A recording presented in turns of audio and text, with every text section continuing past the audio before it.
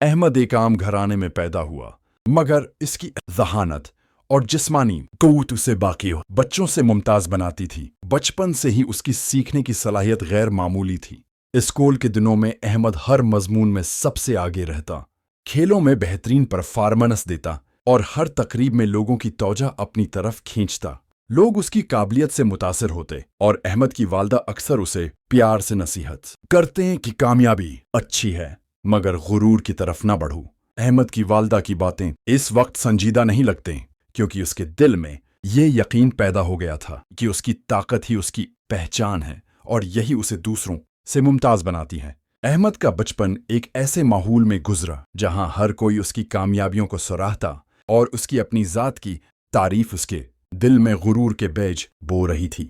اس کے دوست علی اور اس کی بہن ماہین کئی بار اسے نصیحت کرتے کہ طاقت کے ساتھ عاجزی اور اخلاقی رویہ ضروری ہے، مگر احمد اپنی کامیابیوں کی روشنی میں ان کی باتوں کو نظر انداز کرتا رہا۔ علی ہمیشہ کہتا، احمد تمہیں اپنی قابلیت پر فخر کرنا چاہیے لیکن غرور نہ کرنا۔ طاقت ایک نعمت ہے، اسے دانشمندی کے ساتھ استعمال کرنا ضروری ہے۔ احمد ہر بار مسکرا کر جواب دیتا، علی میں اپنی محنت اور طاقت کا نتیجہ دیکھ رہا ہوں، لوگ مجھے عزت دیتے ہیں اور میں اپنی طاقت سے سب کچھ حاصل کر سکتا ہوں۔ وقت کے ساتھ احمد کی طاقت اس کے لیے غرور کی علامت بن گئی۔ وہ دوستوں اور خاندان کی نصیحتوں کو اہمیت نہ دینے لگا۔ اس نے علی کو دور کر دیا کیونکہ علی ہمیشہ اسے کمزور اور حقیقت پسند کہتا تھا۔ ماہین کی باتیں بھی وہ نظر انداز کرنے لگا جو اسے محبت اور فکر سے سدھارنا چاہتی تھیں۔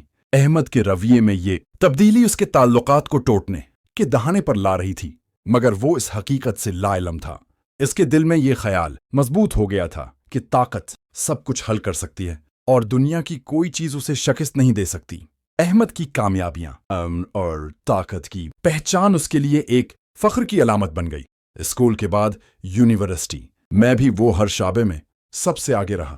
اس نے کھیلوں میں یونیورسٹی کے کئی ریکارڈ توڑے، تعلیمی کارکردگی میں اعلی نمبر حاصل کیے اور ہر تقریب میں اس کے کام کی تعریف کی گئی۔ لوگ احمد کی شخصیت سے متاثر ہوئے اور احمد نے بھی اپنی طاقت کو اپنی پہچان سمجھنا شروع کر دیا۔ اب اس کے دل میں غرور مضبوط ہو چکا تھا اور وہ یہ سمجھنے لگا کہ دنیا کی کوئی چیز اسے روک نہیں سکتی۔ ادھوری نصیحتیں، محبت بھری باتیں اور دوستوں کی فکر احمد کے لیے بوجھ بن گئی تھیں۔ علی اور ماہین کی نصیحتیں اب اس کے کانوں پر جوں تک نہیں رینگتی تھیں۔ احمد نے اپنے اندر ایک خود ساختہ اعتماد پیدا کیا جو وقت کے ساتھ غرور میں بدل گیا۔ وہ یہ یقین کرنے لگا کہ طاقت اسے ہر مشکل سے آزاد کر سکتی ہے اور لوگ صرف اس کے لیے ہیں کہ اسے تسلیم کریں۔ احمد نے اپنے غرور کو مزید تقویت دینے کے لیے مختلف شعبوں میں اپنی صلاحیتوں کا مظاہرہ کیا۔ اس نے یونیورسٹی کے کئی مقابلوں میں حصہ لیا اور جیت حاصل کی۔ ہر کامیابی اس کے غرور میں اضافہ کرتی۔ وہ اپنی طاقت سے خوش تھا، مگر یہ خوشی وقتی تھی کیونکہ وہ نہیں جانتا تھا کہ غرور اس کی تباہی کی بنیاد رکھ رہا ہے۔ احمد کی طاقت اس کے لیے ایک فخر کی علامت بن گئی تھی اور وہ اپنی طاقت کو صرف خود کو ممتاز دکھانے کے لیے استعمال کرتا تھا، نہ کہ دوسروں کی بھلائی کے لیے۔ اس دوران احمد کے کام کے ساتھ ہی شہباز نے احمد کی طاقت اور غرور کو پہچان لیا۔ شہباز نے سوچا کہ احمد کے غرور کا فائدہ اٹھایا جا سکتا ہے۔ احمد کو خود پر پورا بھروسہ تھا اور وہ شہباز کی مشوروں کو نظر انداز کرتا رہا۔ احمد نے اپنی طاقت کے ذریعے ہر معاملے میں سب سے آگے رہنے کی کوشش کی، مگر وہ یہ نہیں سمجھا کہ طاقت کے بغیر عاجزی اور اخلاقیات کے فقدان سے نقصان بھی اتنا ہی قریب ہوتا ہے۔ احمد کے غرور نے اس کے دوستوں اور خاندان کے تعلقات کو نقصان پہنچایا۔ دوستوں نے اسے کمزور یا خود غرض سمجھنا شروع کر دیا۔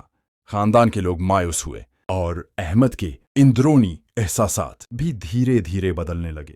پہلی بار اسے محسوس ہوا کہ طاقت کا غرور نقصان کا سبب بن سکتا ہے، مگر اب تک غرور اس کے دل پر حاوی تھا اور وہ اپنی غلطیوں کا اعتراف کرنے کے لیے تیار نہیں تھا۔